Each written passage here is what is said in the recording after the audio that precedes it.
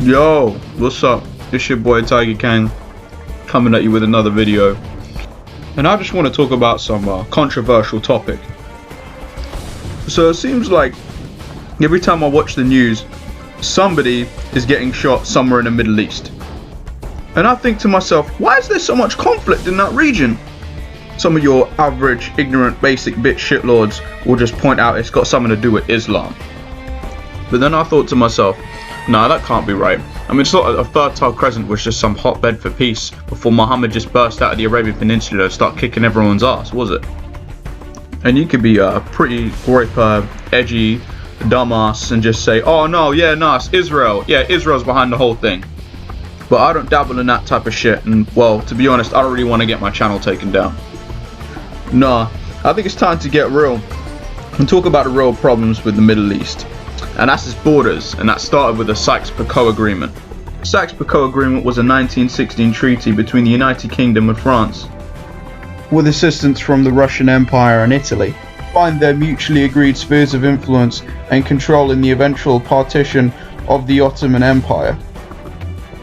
Long story short, sick man of Europe dies, and everyone jumps in to rob all of his stuff and remains. This left a couple of ethnic groups, one of them, the largest ones, being the Kurds, without an actual nation or a state of their own. I mean, hey, you know, I worked in Yugoslavia, so what was the worst that could happen? And don't even get me started on Rwanda. So, being the great savior of the Middle East that I am, I've decided to take it upon myself to free all these oppressed people of the Middle East and just reshape the borders, Tiger Kang style.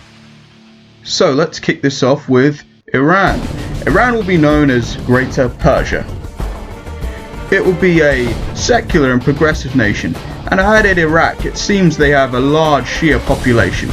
And I put in Afghanistan because, let's be honest here, what else have those guys got going for them? You know, besides being the largest exporters of heroin. And I kind of want this nation to be like a rebirth of the Achaemenid era, and like, because it's the birthplace of Zoroastrianism, so you know that nation's pretty important. Fun fact, you know Freddie Mercury was a Zoroastrian. Then in the green we have the Arab Federation.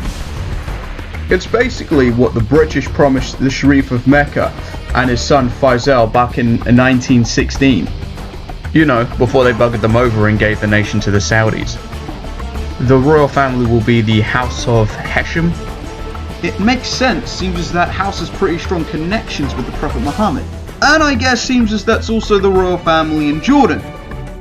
And no, I'm not going to show you an image of the Prophet. But this royal family will have no power in political affairs. Yeah, this will be an Islamic Republic, but no Wahhabism, no Wahhabis whatsoever. Aksum?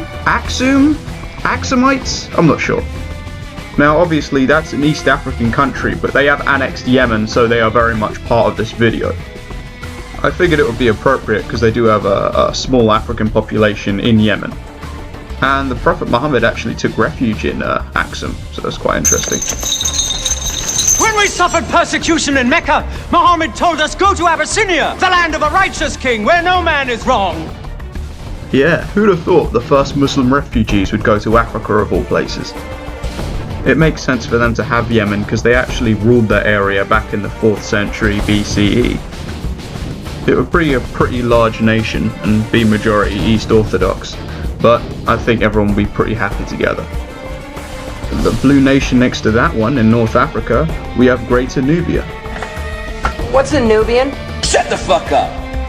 This nation will be a revival of ancient Kushite heritage, like when they invaded Egypt in the 7th century BCE, forming the famous 25th dynasty. And I think it's kind of stupid that anyone would name a country Sudan, which basically translates to Land of the Blacks in Arabic. And it would be great to see Nubians taking their land back. So that's an animation taken from a cartoon called The Black Sands. I guess you could say it's like the Legend of Aang, the Last Airbender Avatar show. Awesome. But it's mostly for black people. You should definitely watch it. And now we have the Greeks, and before you get triggered, I know they are not part of the Middle East. But I gave them the Turkish coast, and I gave them Istanbul. I wanted it to be like the Delian League in 478 BC, and hopefully those olive-eating Hellenic bastards will stop moaning.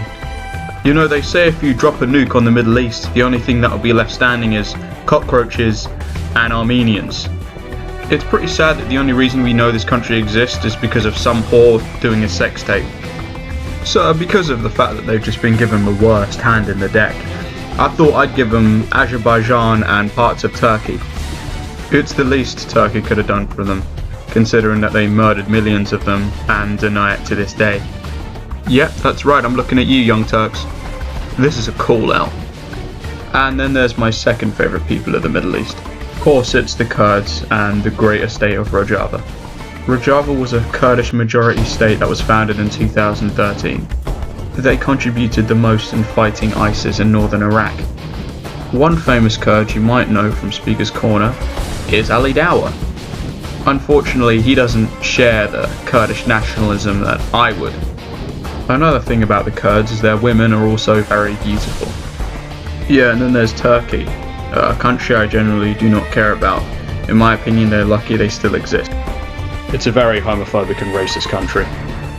They have some of the worst rates of killing gay people, even though it's legal to be gay in that country. They've killed millions of Armenians in the past, and they still deny it to this day. It's a brand new Turkey. No. Now finally we're on the nation of Israel, and yeah, this can get controversial. Guys who will argue a two-state solution, Palestine and Israel live side by side, no beef.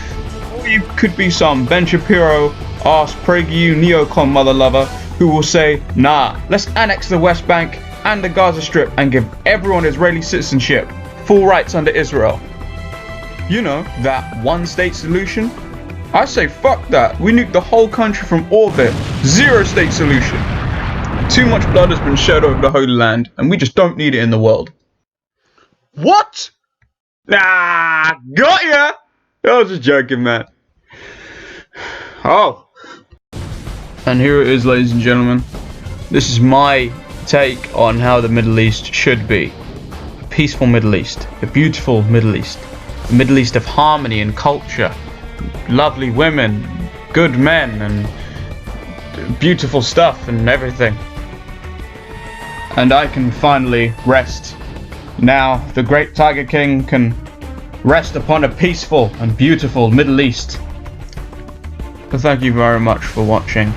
This was a joke, if you didn't realise. So, you know, don't get mad. Obviously, I don't want to nuke Israel. Yeah, you obviously like, share, subscribe, show all your friends, put a nasty comment. Good nasty comments. I love nasty comments. Thank you. What's a Nubian?